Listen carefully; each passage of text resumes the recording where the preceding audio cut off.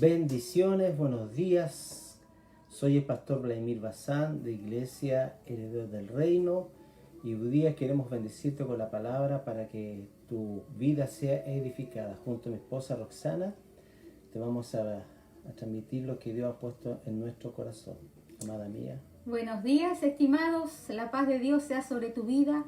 Y antes de comenzar, quisiera compartirte una palabra del Señor que aparece en el Salmo 24. Queremos saludar a Hester Quesada, que acaba de conectarse. Hester Quesada, Dios te bendiga. Dios es poderoso, Él quiere sanar tu corazón. Él viene a llenar todos nuestros vacíos, porque Él es un Dios de poder. Acá nos dice la palabra en Salmo 24, de Jehová es la tierra y su plenitud, el mundo y los que en él habitan. El que es dueño de todas las cosas es Dios, el creador de todo lo existente, porque él la fundó sobre los mares y la firmó sobre los ríos.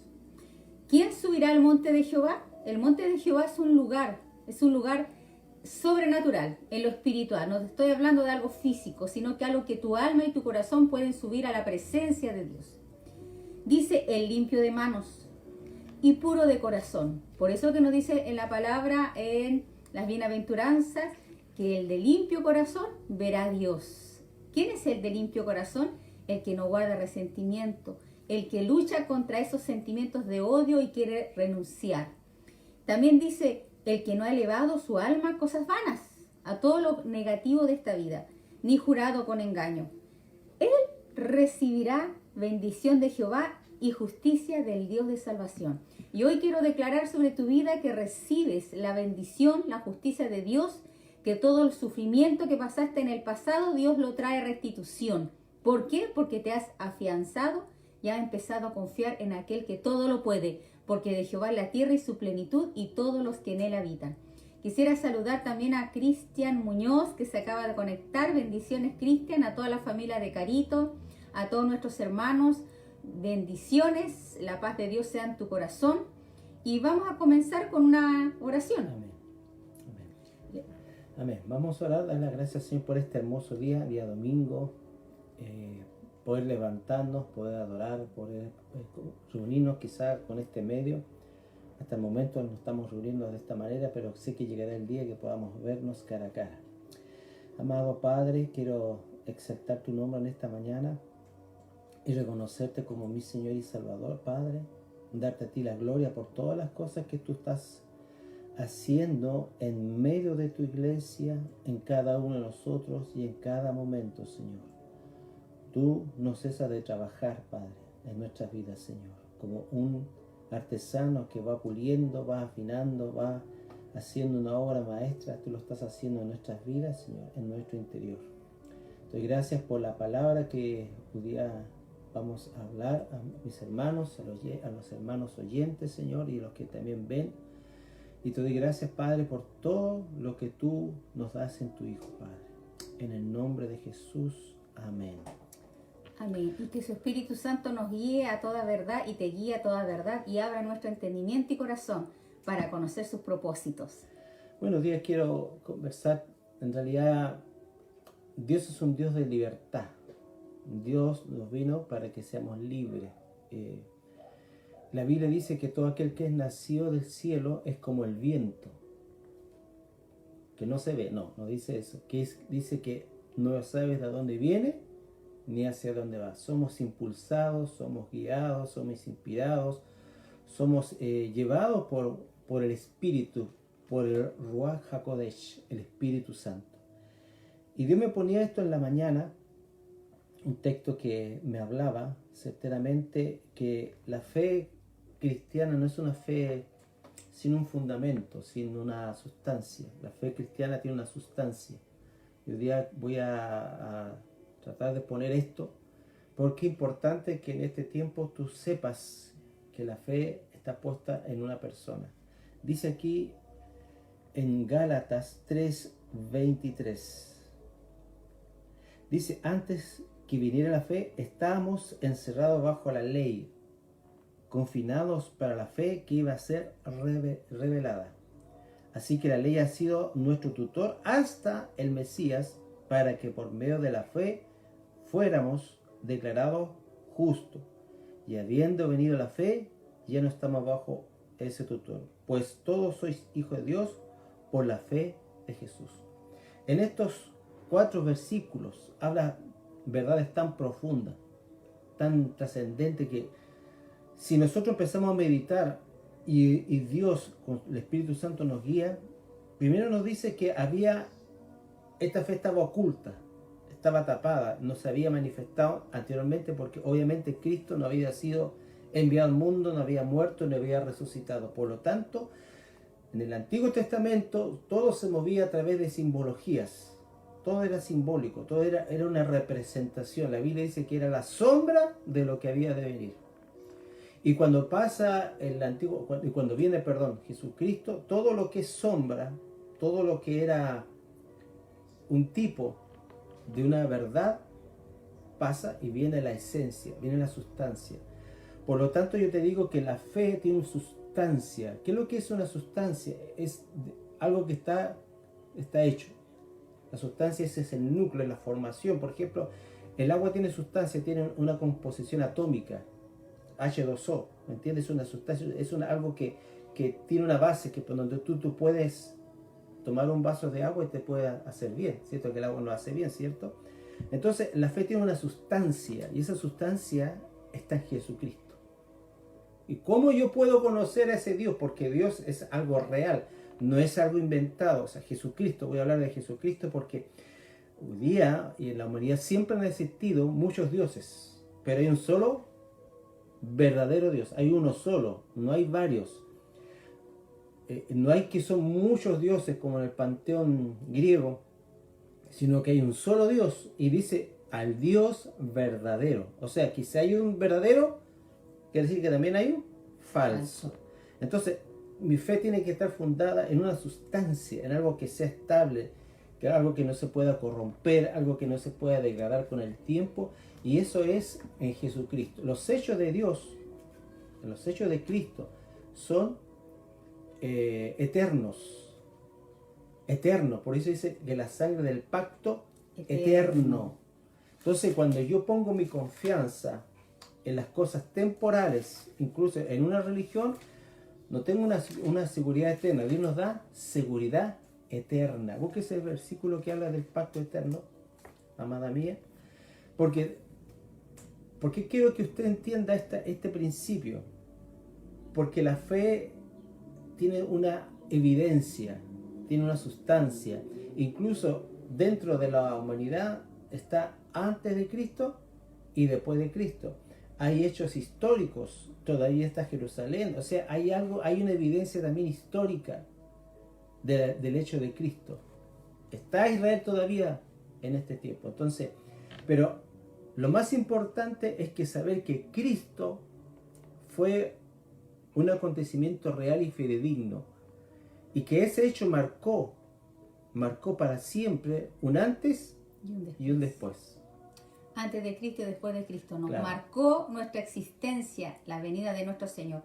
Y acá nos dice en Hebreos 13:20, dice, y el Dios de paz, que resucitó de los muertos nuestro Señor Jesucristo, el gran pastor de las ovejas, por la sangre del pacto eterno.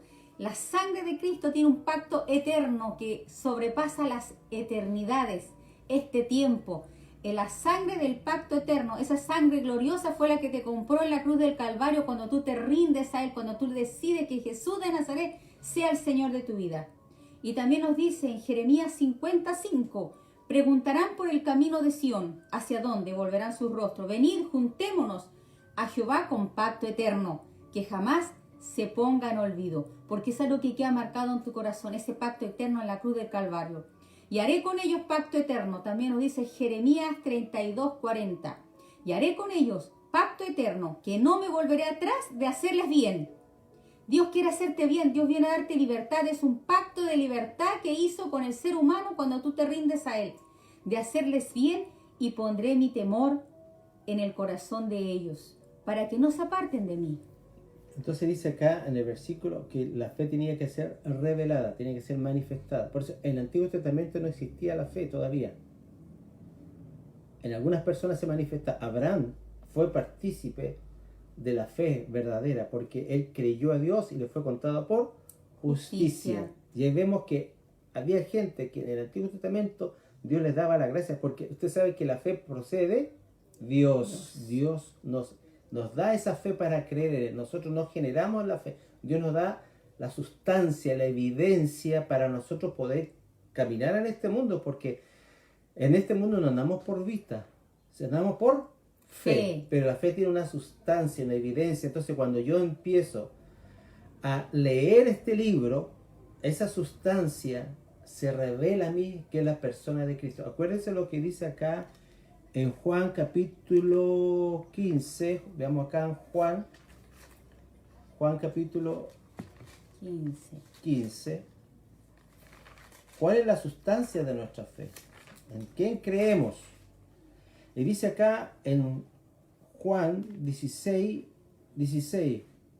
Juan 16, 13.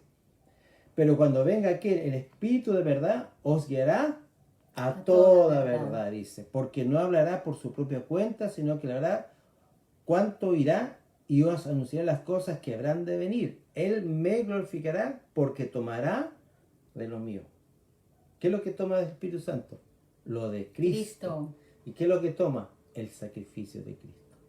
O sea, hay una sustancia, hay un fundamento de nuestra fe. Y ese fundamento está estable. No varía, no lo cambia el tiempo.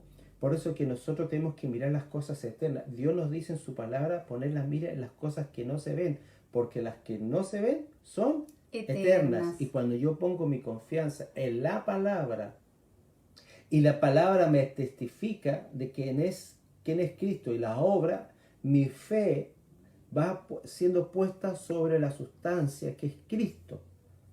Y mi fe va a ser probada si yo realmente he puesto mi fe en la sustancia que es Cristo. No en una persona, no en una religión, porque no una religión me salva, una denominación, sino una persona. Jesucristo. Importante esto, hermano, porque muchas veces nosotros ponemos la confianza en nuestras denominaciones, en nuestras doctrinas. Mi fe no está fundada en denominaciones, en congregaciones, sino en una persona que es Cristo. Y mi fe tiene sustancia.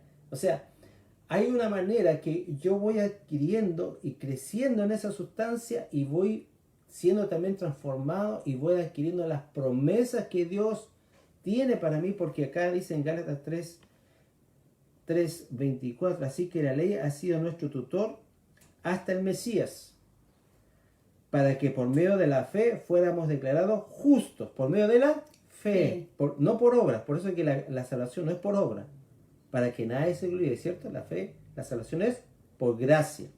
Dice, y habiendo venido la fe, ya no estamos bajo ese tutor, bajo la ley, bajo el antiguo pacto.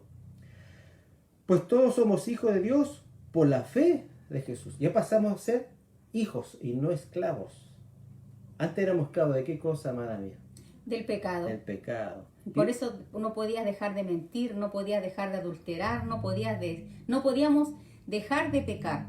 Pero hoy, por medio de la fe, nuestra vida es como la luz de la aurora que va en aumento hasta que el día es perfecto, porque has puesto tu confianza en aquel que dice en Colosenses 2:14-15, anuló el acta de los decretos que habían contra tuya y los clavó en la cruz y despojó a los principados y la potestad, y pues es un pacto eterno de libertad.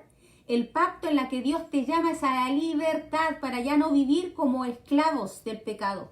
Por eso es que tenemos esta salvación tan grande dentro de nosotros y tenemos que experimentarla, amados. Experimenta el gozo, experimenta la paz, porque el reino de Dios no es justicia, no es comida ni bebida. No es algo temporal, es algo eterno. Es justicia, gozo y paz. Cuando tú vives en la justicia, en el gozo, en la paz, tú vives en el reino de los cielos. Por eso que Jesucristo dijo, el reino de los cielos ha llegado a vosotros. Pero es necesario arrepentirnos, es necesario que tú te des cuenta de que estamos esclavos. O sea, el mensaje de Cristo en Lucas capítulo 4, verso 18 es bien claro. Dice, el Espíritu del Señor está sobre mí porque me ha ungido para evangelizar a los pobres. Y cuando hablo pobre, no hablo solamente de pobre económicamente, sino pobre espiritualmente. Y dice, me ha enviado a proclamar libertad a los cautivos.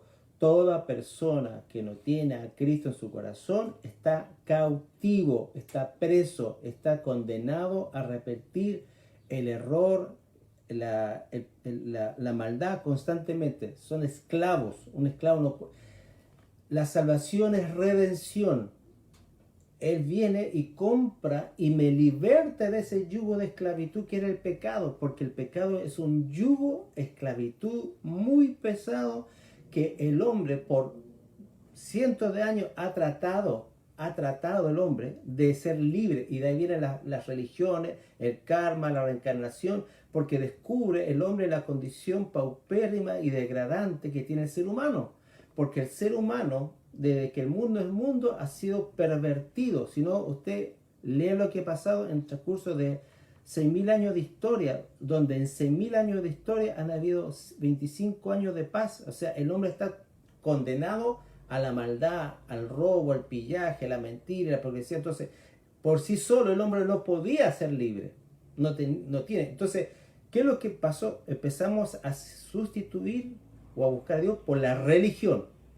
Entonces empezamos a portarnos bien, empezamos a hacer ciertas cosas, y el hombre empezó a desarrollar una cultura religiosa, y obviamente los demonios, sabiendo que el hombre estaba buscando a Dios, le ofreció las religiones. Y el hombre, como está muerto y no percibe, fue engañado en caer en la idolatría, en todas las cosas que usted ve afuera. Y Dios, sabiendo que el hombre en sí mismo no tiene la solución para los problemas más profundos del hombre, envió a su Hijo, y su Hijo nos liberó de ese yugo de esclavitud, que es el pecado. El primer yugo que se rompe en la vida de un creyente cuando se convierte es el poder del pecado, porque hay una ley que sale acá en Romanos capítulo 8, amada mía, usted lo puede que está en nuestros miembros, dice, que me lleva cautivo, dice la palabra, porque es el pecado, es lo que nos hace sufrir. La Biblia, pecado significa no dar en el blanco, es desviarme del camino. Dios a ti te creó con un propósito, te creó con un llamamiento eterno de paz, de gozo. Tú tienes la misma esencia y el código genético de Dios, que es amor. Pero ¿qué sucedió en el camino? Sufriste, padeciste, fuiste decepcionado, ¿y qué pasó? Te desviaste. Y ese desvío se llama pecado. El pecado dice que la paga del pecado es muerte.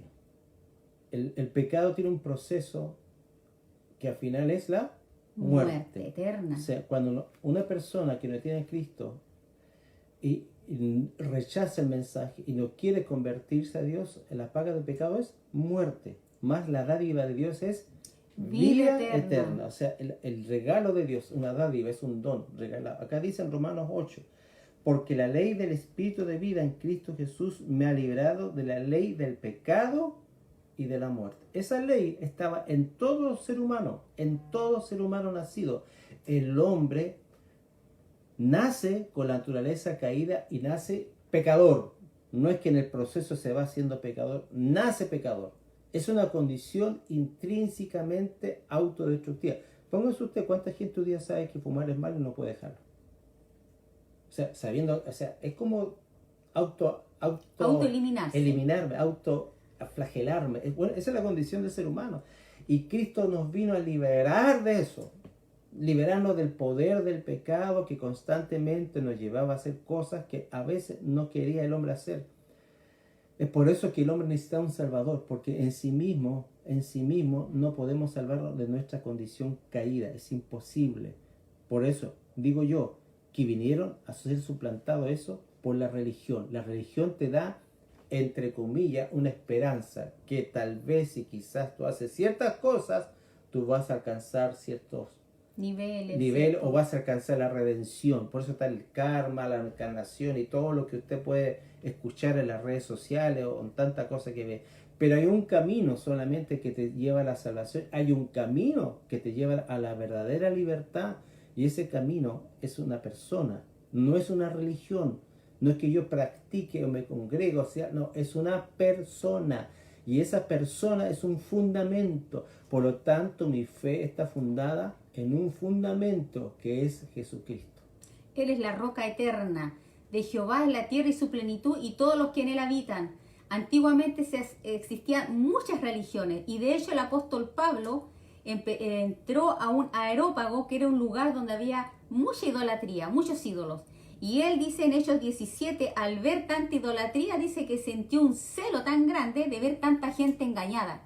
Y acá, y en puesto en pie, empezó a hablarles a los atenienses, los griegos. En todo observo que soy muy religiosos, porque quieren tener imágenes de Dios, o imágenes de santo, imágenes de personas que le puedan ayudar. Y acá dice la escritura, al que vosotros adoráis, pues sin conocerle es a quien yo os anuncio, porque eran tan idólatras estos atenienses que tenían un lugar que estaba vacío y colocaron al Dios no conocido, por si acaso existía algún Dios que no conocían. Y acá dice la escritura que el Dios que hizo el mundo, él empezó a predicarle el verdadero Dios, el Dios que hizo el mundo y todo lo que en él habita y todas las cosas que en él hay, siendo Señor del cielo y de la tierra, no habita en templos hechos por manos humanas. Dios no habita en un templo hecho por manos humanas. Él quiere habitar aquí adentro, en tu corazón. Él quiere tener una relación contigo. Ni es honrado por manos de hombres como si necesitase de algo, pues Él es quien da a todos vida y aliento y todas las cosas.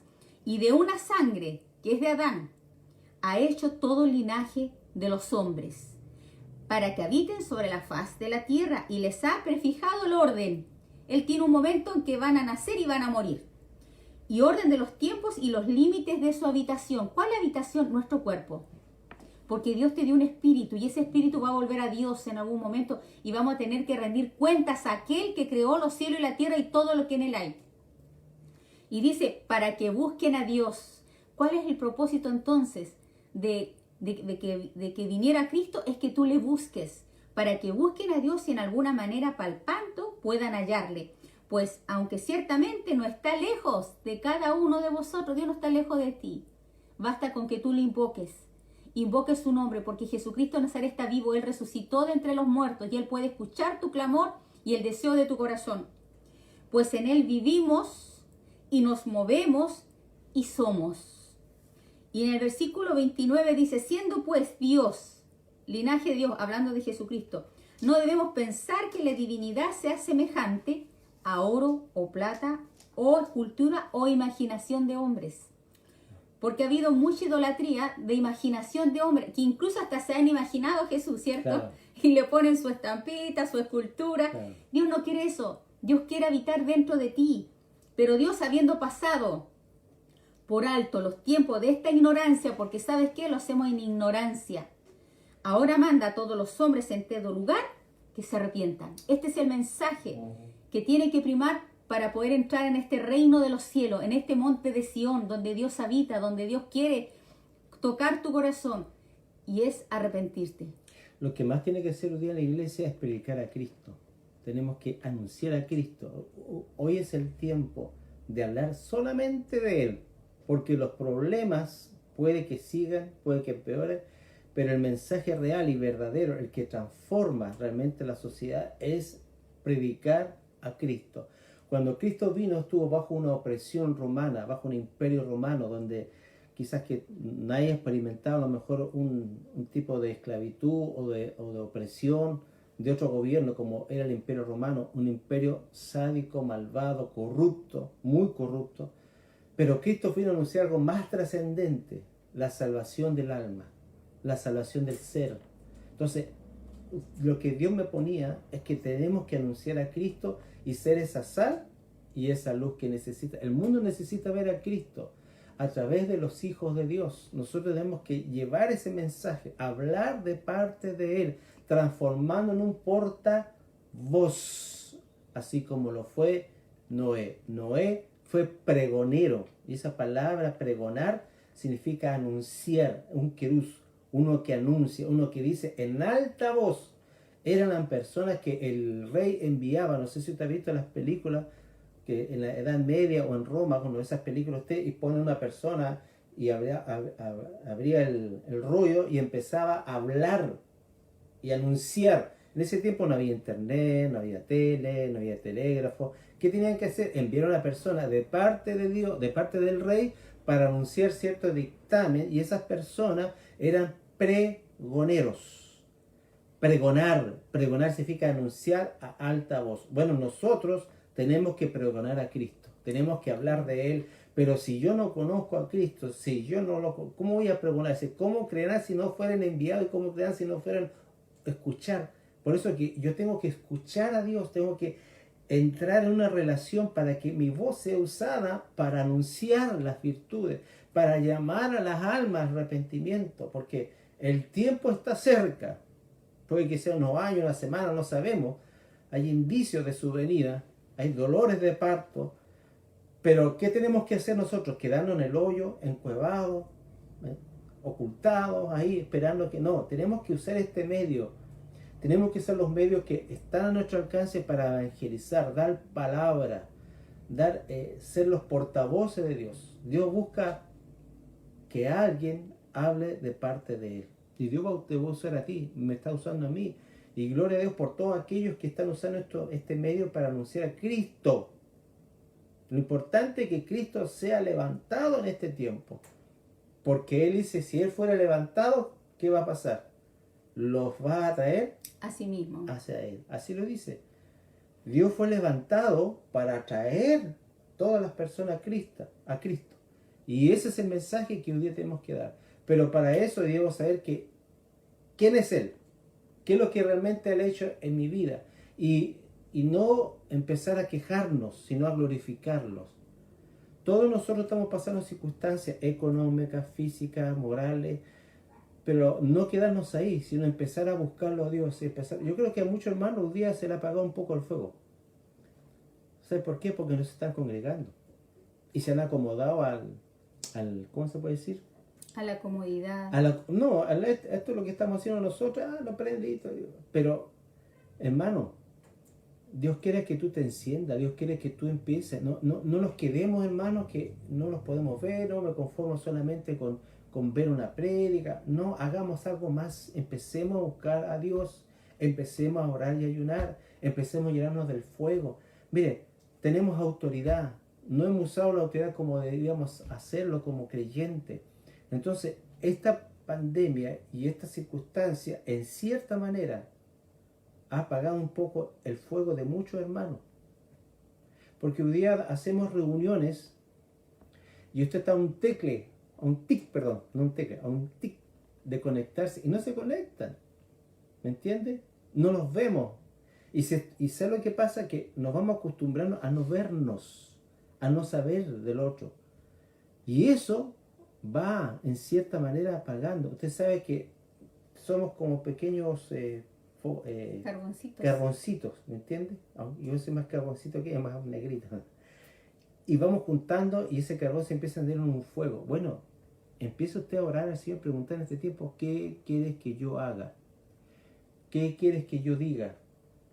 Tenemos que ser usados, tenemos que ser guiados por el Espíritu.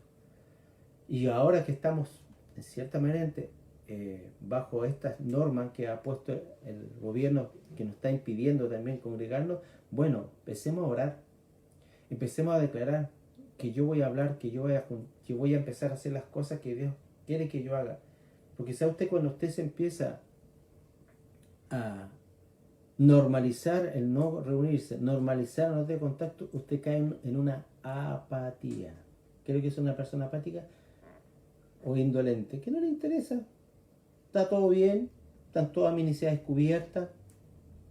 Tengo el 10% de FP, dice. Y mucha gente a lo mejor está esperando el 10% de FP, pero mire, la iglesia es mucho más que todo lo que hemos vivido, hermano. Hay muchas cosas que todavía tienen que ser reveladas. Y no pensemos que esta cosa va a pasar. Mire, yo pienso que mientras la iglesia se acomoda a las circunstancias, ¿me entiende? Dios va a tener que proceder de otra manera para sacarnos. Mire, algo pasó en Hechos de los Apóstoles. Estaban muy cómodos en Jerusalén y no estaban obedeciendo el mandato de predicar en Jerusalén, en Samaria y hasta lo último de la tierra. ¿Qué tuvo que hacer Dios? Mandar una persecución. Mandar a un Saulo, para que entrara en las reuniones de ellos, matara a cristianos. Murió Esteban y así fue que la iglesia obedeció el mandato. ¿De qué cosa? De ir y anunciar las buenas nuevas. Y si no obedecemos, amados, vamos a tener que aprender a través de la persecución a obedecer, y es a establecer su reino. Mire, Dios quiere salvar a toda la humanidad. Dios quiere salvar a hombres, mujeres, niños. Dios quiere salvar y te va a usar a ti, que tú eres ministro de un nuevo pacto. Dice la Escritura, hemos sido ministros competentes de un nuevo pacto, el pacto en la sangre del Cordero, un pacto de libertad. Si tú ves a un vecino que se le está incendiando la casa y puede morir él y su familia, ¿acaso no vas a ser movido a misericordia, ir a anunciar y decirle, mira, hay un problema de incendio en tu casa? ¿Acaso no le vas a ir a avisar eso? ¿Cuánto más la salvación, amados? Hay gente que se está muriendo sin Cristo, hay gente que se está muriendo sin salvación, hay gente que se está muriendo yéndose al infierno y que puede ser tu vecino, puede ser personas conocidas, familiares tuyos. Entonces, ¿qué estamos esperando, iglesia de Dios? Avívate, aviva el fuego del don de Dios que se te impartió, iglesia. Avívate, porque si no sabe qué va a pasar, vas a tener que de alguna otra manera encenderte. Y a veces el Señor va a tener que echar, no sé, benzina o algo para que te enciendas. Y ese encender, no, amado, por eso que el Señor nos da una recomendación.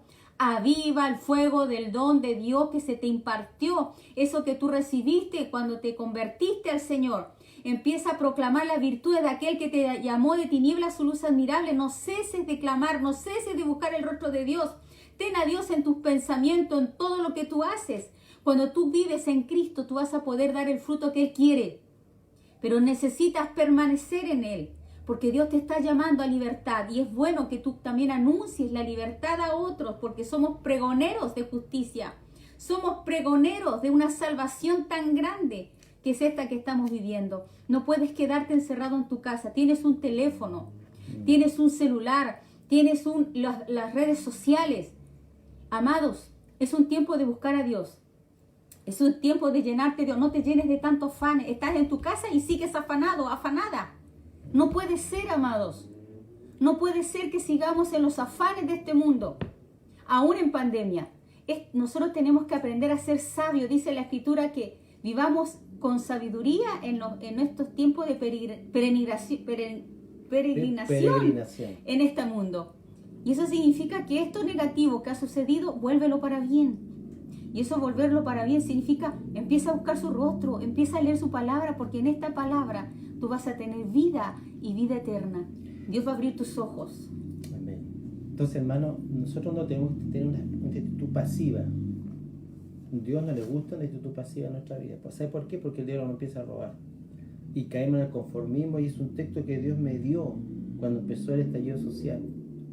Me dio este texto, y creo que este texto todavía no se cumple. Dice, en aquel tiempo escudriñaré Jerusalén con linterna y castigaré a los aletargados sobre las heces de su vino, a los que dicen en su corazón, Jehová no hará ni bien ni mal. No está hablando de un pecado, de homicidio, de adulterio. Está diciendo que a los que dicen en su corazón, estamos cómodos, tengo todas las cuentas pagadas, esto va a pasar, me relajo, no busco la relación con los hermanos, estamos todos bien. Esa actitud que Dios no le agrada. No le agrada cuando nosotros tenemos actitud tan indolente, indiferente a lo que Dios quiere hacer. Porque no es que yo quiera, es solo que Él quiere que yo haga. ¿Qué quieres que tú hagas? Dijo el Señor. Y vamos a leer lo que dijo acá en Saulo. ¿Quién eres, Señor? Acá en Hechos capítulo 9 contestó, ¿quién eres, Señor? Y le dijo, yo soy Jesús, a quien tú persigues. Levántate y entra en la ciudad y se te dirá lo que debes hacer. Se te dirá lo que debes hacer. O sea, inmediatamente Pablo se puso a las órdenes. Y eso nos falta a nosotros. ¿Qué es realmente lo que tú quieres que yo haga personalmente? Que interceda por alguien, que ore por alguien, que dé una palabra a alguien. ¿Qué estás haciendo tú por Cristo en este tiempo? ¿Dónde inviertes tu tiempo? ¿En viendo mucha tele, pasando buenos momentos? Eso no está malo. Pero si esa es la cotidianidad de tu vida, ¿qué estás haciendo por el reino? Aún estando en tu casa, tú puedes hacer muchas cosas. Preparar una palabra. Decir, pastor, yo quiero dar una palabra. Dios me dio una palabra para bendecir a la iglesia. ¿Cómo está tu búsqueda de Cristo? ¿Cómo está tu vida delante de Dios? Porque las cosas se van sucediendo. Mire, en Jerusalén estaban todos amándose ahí, apasionados, amontonados, hasta que vino persecución, hasta que vino acá dice en Hechos capítulo 8, y Saulo concitó el asesinato, y en aquel día una gran persecución contra la iglesia. ¿Sabes lo que hace falta? Y esto lo he hecho muchos años atrás, persecución. Porque la iglesia se acomoda, estamos todo bien. El problema es cuando no buscamos a Dios. Claro, mire, Dios tiene planes y Dios va a usar cosas negativas para que su iglesia se levante y empiece a marchar. Porque eso es lo que pasa en nosotros. Nos acomodamos. No, la protesta ya lo que tomamos la protesta, y empezamos a acomodarnos. Queremos tener comodidad en nuestra vida cristiana. Queremos que todo esté en un orden, que no haya ningún problema, que todo sea así suave. No es así. La vida no, primero que nada, la vida no es así. Jesús no te llamó a tener una vida pasible, en un retiro espiritual donde nada en pasividad, te pase. No. Claro. Dios nos llamó a un ejército, Dios nos llamó a un conflicto espiritual. Nosotros estamos en una guerra cósmica, donde el poder de las tinieblas está ganando terreno en los lugares donde la iglesia tiene que alumbrar. Ahí están puestos los demonios, ahí están trabajando constantemente a través de leyes para robar, atacar la familia. Y muchos cristianos ni saben lo que está pasando, muchos cristianos ni se informan, muchos cristianos no estudian por qué está pasando esto, solo sé lo que esperan, que Cristo venga pronto. Y yo te digo una cosa, Cristo no va a venir hasta que la iglesia tome las armas y se levante como es. Mientras la iglesia tenga un sentimiento de conformismo, Dios no va a venir. Dios va a usar cosas negativas para sacar a esta iglesia de la flojera, de la desidia y la indiferencia a lo que Dios quiere hacer, porque no es cosa humana. Dios quiere hacer cosas a través de su iglesia. Y usando estas circunstancias tan adversas para que realmente despertemos como iglesia. Y dejemos ya tanta flojera espiritual y empecemos a orar, a ayunar, a clamar, a interceder. Yo te pregunto, ¿has intercedido en este tiempo? ¿Estás metido con Dios a orar por necesidades no solamente personales, sino también en tu ciudad, por el país, a nivel mundial? Hay hermanos que están orando constantemente, pero de repente yo veo que muchos hermanos se conforman ahí sin hacer nada. ¿Dios te llamó a no hacer nada o Dios te llamó a la conquista? ¿A qué te llamó Dios? Mire, hermano, cuando usted vive demasiado centrado en sí mismo, usted se hace significar en la vida espiritual. Dios me dice que debo renunciar a mi vida, que debo menospreciar mi vida. Y eso quiere decir que yo tengo que empezar ahora a buscar realmente lo que a Él le satisface, no lo que ya me satisface a mí. Cuando la iglesia pierde el objetivo de satisfacer el corazón de Dios, se vuelve una iglesia ególatra, solamente satisfacer mi deseo, que yo deseo que pase esto, no, acá hay algo más relevante que es el mensaje de la cruz, es el mensaje de Cristo. La iglesia judía tiene que levantarse por el poder del Espíritu para hacer la tarea que tiene que hacer: sal y luz. Sal y luz. Sal, preservar la maldad. Y hoy día la maldad está creciendo por todos lados. Está mezclada también dentro a veces de la iglesia. Y usted tiene que ser un agente que preserve, que frene esa maldad. Y yo sé que hay algunos hermanos que van a escuchar, o están escuchando, y que están levantando bajo ese poder del Espíritu para declarar la verdad, hablar la verdad. Mire, cuando nosotros empezamos a hablar la verdad, las tinieblas se remecen, las tinieblas no quieren nada con la verdad. Y va a usar gente, incluso gente a tu lado, gente a lo mejor que, entre comillas, es cristiana y que te van a atacar. Acuérdense, cuando Cristo, la mayor oposición no vino de los pecadores, vino del pueblo religioso. La mayor oposición, aunque cueste creerlo, es el mismo pueblo que se levanta, que dice, no, es que así no. Y empezamos a encasillar a Dios. Dios es más grande que mis pensamientos. Dios es tremendo. Dios hace cosas tremendas en aquellos que le crean, en aquellos que estén dispuestos a dar la vida por el Evangelio. Porque usted tiene una vida, no tiene dos, no tiene tres, usted tiene una vida. Y Dios me llevaba también en la mañana a reflexionar con respecto a la higuera. Cuando voy a leer la parábola que sale acá en Lucas capítulo 13. 13:6 dice, Lucas 13:6, y propuso esta parábola. Uno tenía una higuera plantada en su viña y fue a buscar fruto en ella y no la halló. Y dijo al viñador, mira, hace 3 años que busco fruto en esta higuera. Ese 3 años puede ser algo que puede hablar una verdad. Y no la he hallado, córtala, dice. ¿Para qué inutilizar también la tierra? Él entonces respondió, le dice, Señor, deja aún este año hasta que cabe a su alrededor y le eche abono.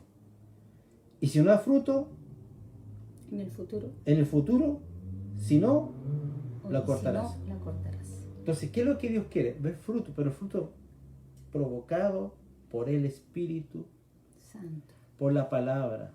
Y yo creo que en nosotros dice que no nos dejemos estar ociosos.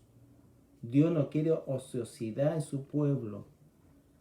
Pastores, que yo no sé predicar, bueno, pero póngase a orar, póngase a interceder. Hay muchas cosas por qué orar, hay muchas cosas que debemos orar, pero no tome una actitud pasiva, una actitud que esperando que Dios haga las cosas. Una de las cosas que la mentalidad que Dios quiere cambiar en la iglesia es que a veces nosotros queremos que alguien nos solucione el problema, y muchas veces la solución está en tu mano, en creer.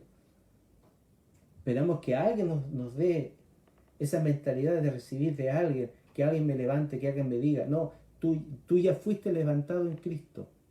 Tú necesitas pararte en Cristo, levantarte y creer que realmente te llamó. Si tú no tienes esa convicción, siempre vas esperando que Dios haga todo. Y eso es un error de Rafael en la iglesia, esperando, ya Cristo lo hizo todo en la cruz, todo. ¿Qué más quieres que haga Dios por ti? Si Él lo hizo todo, hizo consumado, ahora yo tengo que apropiar eso y empezar a caminar con Cristo y empezar a buscar y preguntarle, ¿qué quieres, Señor, que haga en este tiempo de pandemia? ¿Qué quieres que yo haga en este tiempo?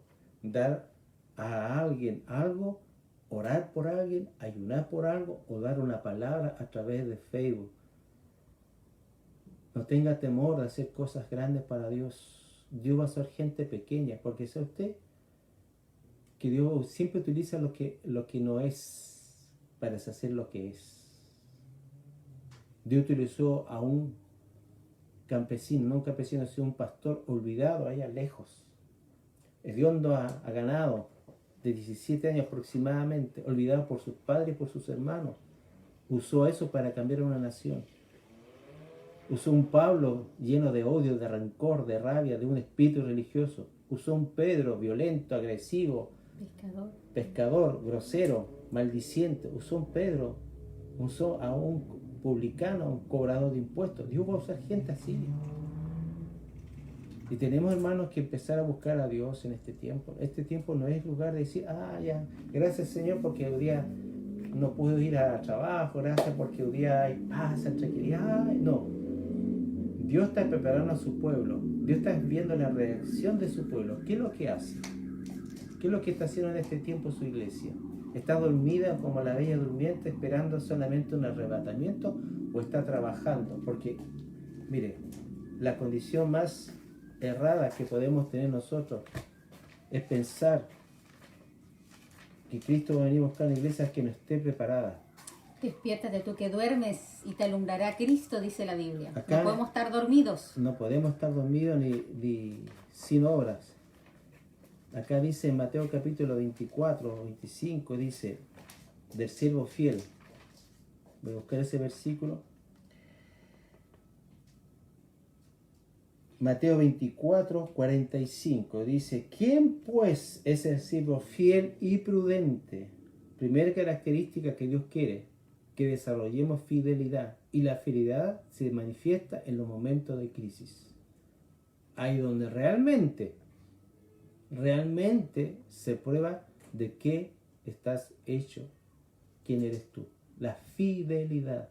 Dios desea formar fidelidad en nosotros. Pero la fidelidad tiene que manifestarse cuando más difícil es la prueba. Es como el matrimonio. ¿Dónde tiene que ser más fiel usted? Cuando todo va bien o está peor. Cuando está peor, ahí yo no tengo que ser fiel. A mi esposa, a mis hijos.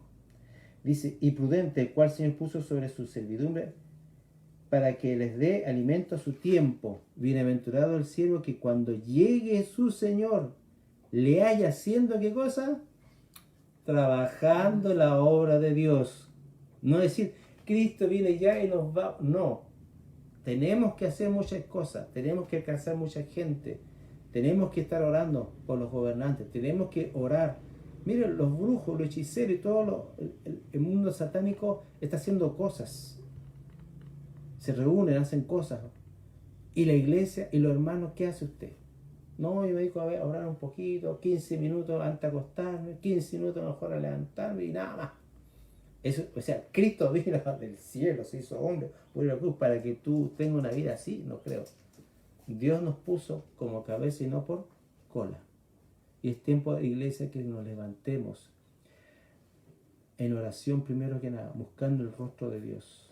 ¿Qué es lo que realmente tú quieres que yo haga en este tiempo? ¿Sabe? Yo se pregunto a usted, ¿qué es lo que realmente te satisface lo que estoy haciendo para ti? ¿He hecho lo suficiente? ¿O estoy mirando demasiado la circunstancia o al hombre, esperando de ellos algo? Dios tiene palabras para este tiempo, para esa iglesia. Usted y yo tenemos que prepararnos, porque los tiempos que vienen, amada iglesia, pueden que empeoren. ¿Y dónde va a estar su fe? Puede que empeoren si nosotros no hacemos algo. Hay muchas cosas que Dios está esperando que usted y yo nos movamos, hermano, porque Dios hizo todo. No tengamos actitud tan pasiva frente a las cosas que están viendo nuestros ojos, hermano. No nos conformemos solamente con tener un pensamiento, con solo decir, somos hijos de Abraham, como decían los fariseos. Porque yo digo que aún de estas piedras, Dios puede decir, hijo, no, somos cristianos, ya tenemos la salvación. No. Tenemos que inquietarnos, tenemos que tener esa inquietud de investigar, de orar, de preguntar, de analizar, de buscar temas, de ir creciendo. Mira, todo creyente tiene que aspirar a más, a conocer más a Dios, conocer más la palabra, profundizar la palabra. Tenemos que llegar a una medida de estatura, tenemos que ir creciendo, desarrollándonos. De gloria en gloria y de victoria en victoria, dice la Escritura. No podemos conformarnos con una vida tan mediocre a veces, hermano. Perdona que lo diga así, en las cosas de Dios. Dios no quiere gente mediocre. Dios no murió para gente mediocre. Dios murió para que seamos mucho más de lo que pensamos. Mucho más, hermano. Y Dios, hermano, quiere hacer cosas maravillosas en tu vida. Ya las ha hecho. Pero no te conformes solamente con eso. Dios quiere hacer cosas más grandes todavía. Cosas mayores, dice la Escritura. Sí. Vamos a hacer, porque yo he subido al Padre, dice la Biblia. Entonces, amado, no se limite en las cosas de Dios sobre su vida. Mire, yo quisiera leerle a usted el versículo bíblico que leyó mi esposo cuando vino al estallido social el año pasado, el mes de octubre, que dice, en ese día tomaré una lámpara. ¿Sabe que Dios está tomando una lámpara y nos está escudriñando a todos nosotros? Este tiempo de pandemia, como decían en 2 de Crónicas 20:20, ¿se recuerdan que iban a venir todas estas cosas? Sí. Dice, buscaré por todo Jerusalén. Jerusalén es la iglesia. A los que se sientan tan satisfechos que dicen, el Señor no hará ni mal ni hará bien. Y dice, por lo tanto, mire lo que va a hacer Dios con aquellas personas que se dicen no va a hacer ni bien ni mal y están así satisfechos. Sienten que no tienen que buscar más de Dios, Sí. que se quedan amoldados a sus intereses y a su casa. Mire lo que dice, por lo tanto, se les arrebatarán sus riquezas. ¿Y acaso hoy no vemos un foro de Sao Paulo que se quiere establecer un gobierno a través del estallido social? ¿Acaso no están viendo ustedes que se quiere mover un movimiento de izquierda? Que se quieren poner leyes para que las AFP, ¿qué está sucediendo? Hay varias cosas que van a suceder. Dice, le arrebatarán sus riquezas y sus casas serán destruidas. ¿Qué es lo que se ha hecho en el estallido social? ¿Qué es lo que se ha destruido? ¿Los bienes? Ya no tenemos nosotros acá un registro civil. ¿Por qué? Porque lo destruyeron, lo quemaron. Supermercados quemados. Serán destruidas, construirán casas, pero no podrán vivir en ellas. Se estancó bastante lo que es la parte de la inmobiliaria, ¿no es verdad? Ya no están invirtiendo en construcción desde casas. ¿Por qué? Por el estallido social. Y después del estallido social que vino, la pandemia, en la que también se ha frenado mucho lo que es la economía. Entonces, amados hermanos, esta es una oportunidad de tú y yo buscar a Dios, de llenarnos de la presencia de Dios, ¿Sabes qué está haciendo el Señor? Véngase, pueblo mío, a mis aposentos. Búscame en lo secreto porque yo te voy a recompensar en público. Busquemos a Dios en lo secreto. Comencemos a declarar, a enseñar, a dar palabra. Dios mío, ¿qué palabra tú quieres que yo entregue en estos momentos? Iglesia de Dios, tenemos que remecernos y volvernos el rostro al Señor. No es a una religión, no es una denominación, es a Jesucristo de Nazaret, al Dios que te dio la vida. Y yo quisiera volver con este salmo, el Salmo 24, de Jehová es la tierra y su plenitud y todos los que en él habitan. Sabes que Dios es el Señor de todo, porque Él venció el pecado, Él venció la muerte. Y dice la Escritura que Jesucristo es el príncipe de paz, el consejero, Él es el fuerte, Él es el valiente. Y Dios está convocando a sus hijos en este tiempo a buscar el rostro de Dios y a arrepentirnos de nuestros pecados, porque no hemos dado el fruto que Él quiere. Yo te pregunto, ¿cuántas personas tú has ganado en este mes para Cristo? ¿Cuántas personas tú les has hablado de Cristo? ¿Cuántas personas han sido edificadas por ti? ¿Cuántas personas han cambiado sus acciones, su actitud de vida? Comencemos a cuestionarnos, amados, porque Dios nos llama a dar fruto. ¿A cuántas personas tú has amado? ¿A cuántas personas has perdonado? ¿A cuántas personas le has entregado una palabra que pueda traer paz? Dice que la boca del sabio trae medicina. No podemos traer destrucción. Dios nos llamó a dar medicina. Así que esto es un llamado de atención a la iglesia. Dios nos dio un pacto y ese pacto es de libertad y fue establecido en el pacto eterno de la sangre de Cristo. ¿Qué estás haciendo, iglesia de Dios, a través de ese pacto?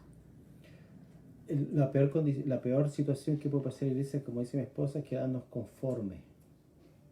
Una iglesia conformista nunca va a transformar a nada ni a nadie. Tenemos que empezar a buscar a Dios, a Dios, a Dios.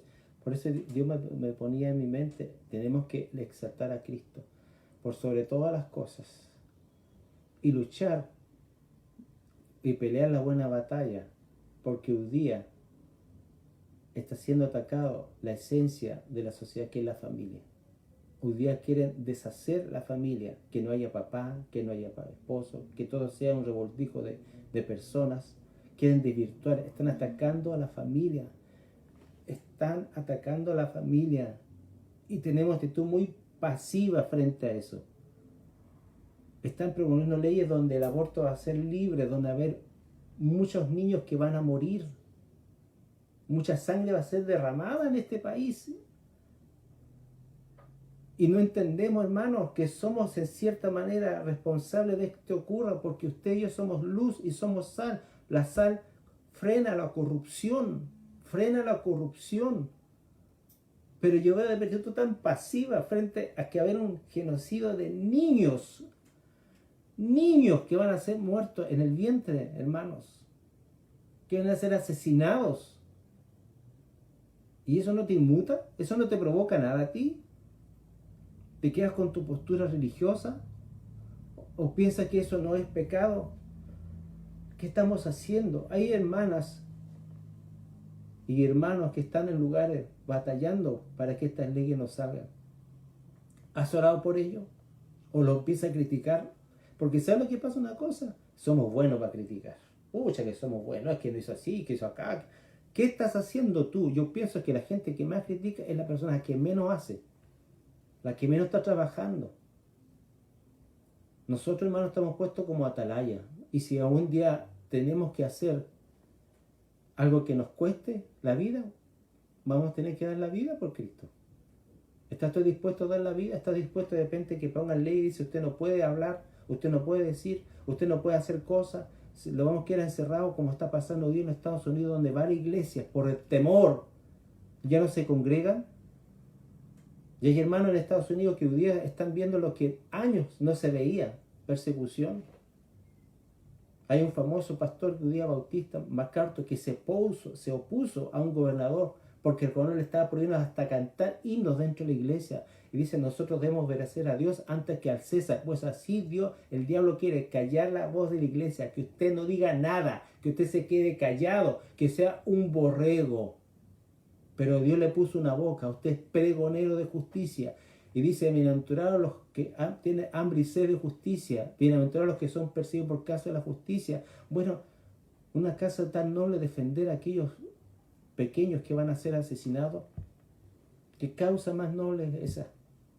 ¿Qué estamos haciendo por esos niños que la gente, o el diablo, porque esto es del diablo, no es solamente las personas, porque yo no quiero enfocarme ni tampoco despertar un sentimiento negativo a esas personas, porque esas personas hacen por ignorancia, porque no saben lo que están haciendo. Si ellos se dieran cuenta que están provocando un asesinato de un inocente, yo creo que no lo harían, pero están bajo una tiniebla, pues dice que el Dios de este siglo cegó el entendimiento de los incrédulos para que no les resplandezca la luz del Evangelio de la luz de Cristo. Pero nosotros, hermanos, tenemos que ir más allá, tenemos que ver que detrás de esto hay un programa satánico, demoníaco, de anticristo, que lo que busca es deshacer lo que Dios creó, que es la familia y los hijos. Y no tengamos miedo, hermano, de hablar la verdad. Y quizá mucha gente nos va a criticar y quizá mucha gente nos va a decir, no tengamos temor a lo que diga la gente, porque yo debo tener más temor a lo que Dios diga que a lo que el hombre diga. Porque yo no vine a agradar al hombre, dice Pablo, yo vine a agradar a Cristo. Y si eso nos cuesta que nos censuren, que nos critiquen, que lo digan, bueno, gloria a Dios, porque dice que será grande nuestra recompensa en los cielos. Pero debemos ser valientes, hermano. Debemos abrir nuestra boca, hablar por los que no pueden hablar. Ore para frenar toda esta maldad, porque esto está a nivel mundial, hermano. Esto está a nivel mundial. Ya en algunos lugares en Estados Unidos se está proponiendo la ley para que a los 9 meses uno pueda decidir si ese niño nace o no nace. A los 9 meses, hermano. Y cada vez esta cosa va a ser mayor y mayor y mayor, y en las redes sociales esto se va a ir creciendo. ¿Y qué hacemos nosotros, hermano? Quedarnos encerrados, callados, mientras esto está pasando a tu alrededor, mientras esto va a afectar no solamente tu vida, sino va a traer maldición sobre una nación. ¿Usted cree que a Dios es indiferente a tanto dolor?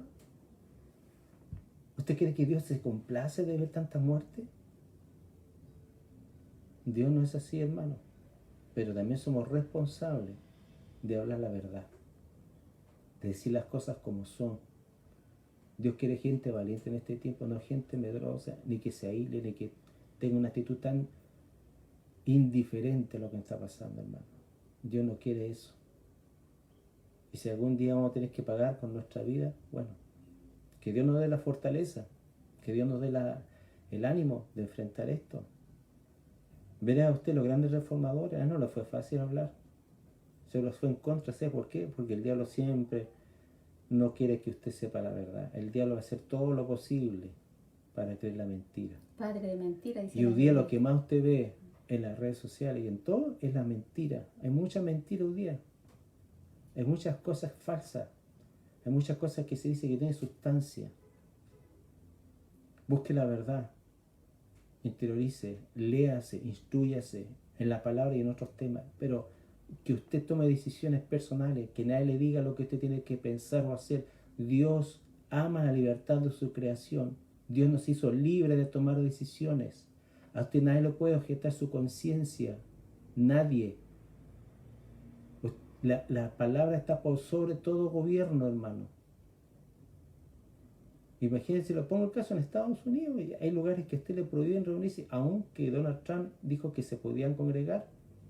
Pero hay lugares donde los gobernadores, que son usados por el enemigo, prohíben eso. Y muchos pastores no lo hacen. ¿Por qué? Por miedo. Miedo a perder quizá el prestigio, la iglesia, o ser encarcelados. Pero hay pastores que no. Hay pastores que están dando la batalla. Bueno, eso es un anticipo de lo que va a venir. ¿Y qué va a hacer usted, hermano? ¿Qué va a hacer usted? ¿Qué vamos a hacer nosotros? ¿Callarnos? ¿Quedarnos encerrados? Por lo menos, si Dios me da la fuerza y la valentía, yo no me voy a quedar callado. Porque Dios no me llamó a ser un temeroso ni un cobarde, sino uno que hable la verdad. Quizá esta palabra no ha sido grata para algunos, pero es la verdad. La verdad siempre va a doler, hermanos, pero prefiero, dice, más vale reprensión manifiesta que amor oculto. Más vale hablar la verdad que vivir una vida de mentira y creer la mentira, hermano. Porque la mentira nunca, nunca va a ser de bendición para tu vida. Nunca, jamás. Y el engaño tampoco. Yo prefiero vivir la luz, prefiero vivir la verdad que vivir una falsedad. Así que hermanos, esta palabra es para exhortarnos. Ayer sentí esta palabra muy fuerte, también para mí, porque también yo me incluyo dentro de usted, porque yo no estoy exento de esto. Tengo una responsabilidad, pero usted también tiene una responsabilidad de su vida. Dios va a morir, hermano, así. Gracias, Señor, porque no ha muerto quizá con el coronavirus. Pero en cualquier momento usted puede ir a la presencia de Dios. ¿Y qué le va a decir a Dios? ¿Qué le va a decir? ¿Cuál va a ser su justificación delante del Dios que ve todas las cosas?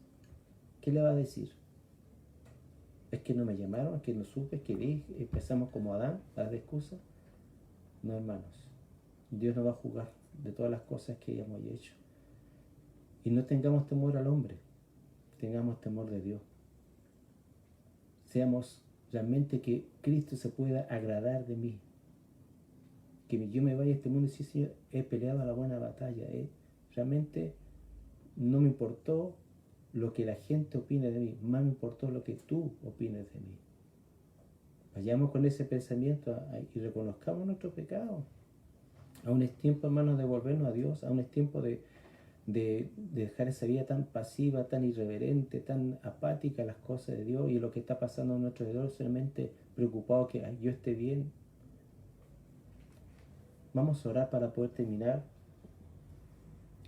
Vamos a pedir perdón. Vamos a pedir perdón, pero de corazón. Porque esto no es un mensaje para agradar a nuestra carne, hermano. Esto es un mensaje para remecernos. Y ver dónde hemos fallado como iglesia, como congregación, como padre, como hijo, etc. ¿Qué estamos haciendo realmente por lo que Dios pagó un precio tan grande en la cruz? Porque yo siempre pienso en su sangre, pienso como un Dios tan lindo, hermoso, se pudo rebajar a una condición humana y dejarse clavar y derramar su sangre para que yo y usted tengamos vida. Amado Padre, quiero en esta mañana levantar una oración, Señor, de pedirte perdón por los pecados de tu iglesia, por los pecados personales, por los pecados, Señor, de estar centrado en nosotros, Señor.